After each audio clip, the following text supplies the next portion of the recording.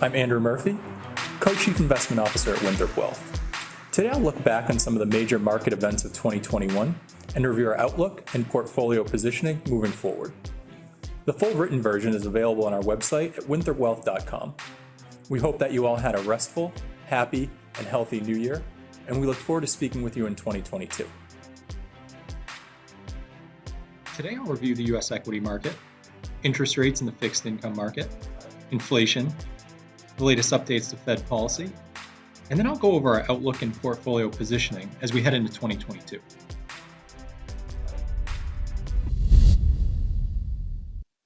The S&P 500 increased by 28.7% in 2021, the third consecutive year of positive returns. The market increased in all 4 quarters of the year and has now gone up 7 quarters in a row. The S&P reached a new all-time high on December 29th when it closed at 4793. New all-time highs were a common occurrence in 2021 as the market closed at a record high 70 times. That's the most since 1995. 2021 was also notable for the lack of volatility, as the S&P 500's largest peak-to-trough decline was only 5.2%, and that's far below the historical average of about a 15% decline each year. Overall, the market continues to be driven by 5 key pillars: the vaccine rollout, fiscal stimulus, accommodative monetary policy, strong economic growth, and corporate earnings growth.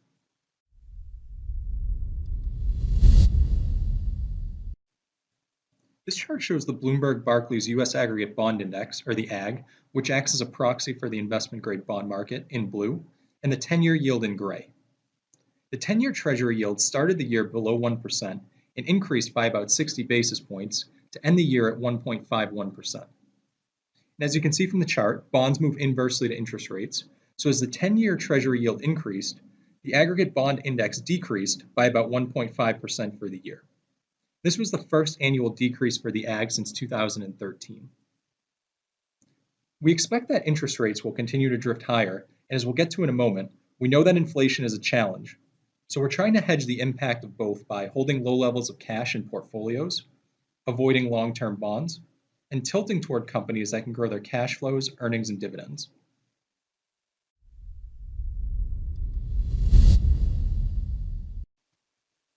This year, inflation has moved from the economics section of the front page, as many readings have reached their highest levels in decades. The latest reading of the Fed's preferred inflation measure, core PCE inflation, came in at 4.7% year over year in November. That's the highest reading since 1989. The increase in inflation is driven primarily by supply chain bottlenecks, surging energy prices, and pent-up demand as the United States continues to emerge from the worst of the pandemic. Now, although the Fed is no longer saying inflation is transitory, they still believe that inflation will start to decelerate next year. The latest FOMC projections show inflation ending 2021 at 4.4% before falling to 2.7% in 2022 and 2.3% in 2023. We also put out 2 client questions on inflation this year. The first one in June, which outlines why the Fed targets inflation and the impact it has on various asset classes. And in our latest commentary, titled Revisiting Inflation, we outlined 3 potential scenarios for how inflation could impact the economy and the stock market in 2022, provide an update on supply chain bottlenecks, and we also looked at the latest readings of various inflation measures and forecasts.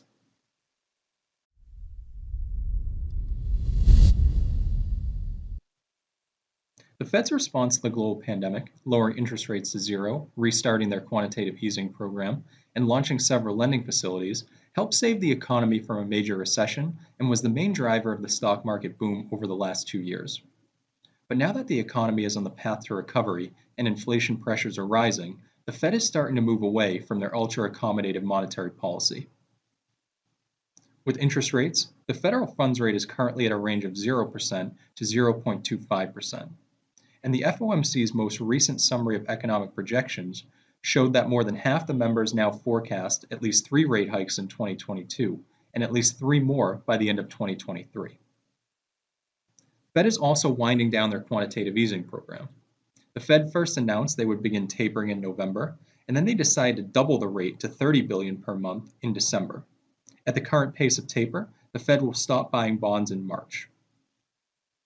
Overall, monetary policy will still be considered accommodative, for at least the next year or two, but the level of support is decreasing. And please see our client question on the Fed, which details the major impact it has on interest rates, inflation, the economy, and stock prices.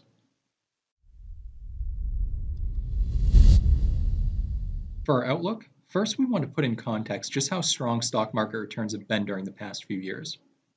After declining by nearly 34% during the pandemic sell-off last year, the S&P 500 is up by nearly 119% from the low, with very little volatility along the way. And if we step back a little further, the S&P is up by a total annualized return of 26% over the last 3 years. That's well above the historical average of 9.7% going back to 1928. So moving into 2022, we want to be realistic with our market expectations, as we know the last few years have been exceptional. We're expecting higher volatility due to decreased levels of fiscal and monetary stimulus, leading to decelerating rates of economic and corporate earnings growth. For fiscal policy, even if Congress passes the Build Back Better plan, the level of fiscal stimulus will be less than the $5.5 trillion plus that was passed since the start of the pandemic. With monetary policy, we know the Fed will become less accommodative as they complete the taper and focus on interest rate increases. And while the economy is still performing well, GDP will likely decelerate from about 5.6% in 2021 to less than 4% in 2022. And S&P 500 earnings are expected to slow from about 46% this year to about 9% next year. So given this deceleration, we expect the investment environment to get more challenging, as both volatility and market returns revert toward historical averages. We prepared for volatility by shifting portfolios more defensively and continuing to take profits as the market moved higher. On the equity side, we still remain tilted toward high-quality U.S. stocks. On the fixed income side, we continue to focus on achieving ballast stability and income while accounting for short-term cash needs. We constantly remind our clients to maintain a long-term viewpoint, as market declines are quite common and no one can consistently forecast when they will occur. As investors, the price for being able to compound returns over the long run is to live through volatile periods. In our opinion, it's important to have the right mindset and a dynamic investment process that can utilize periods of volatility as an opportunity to tax loss harvest and reposition portfolios. Thank you for watching today's video. Please let us know if you have any questions, and please visit our website at winthropwealth.com to view our latest commentaries.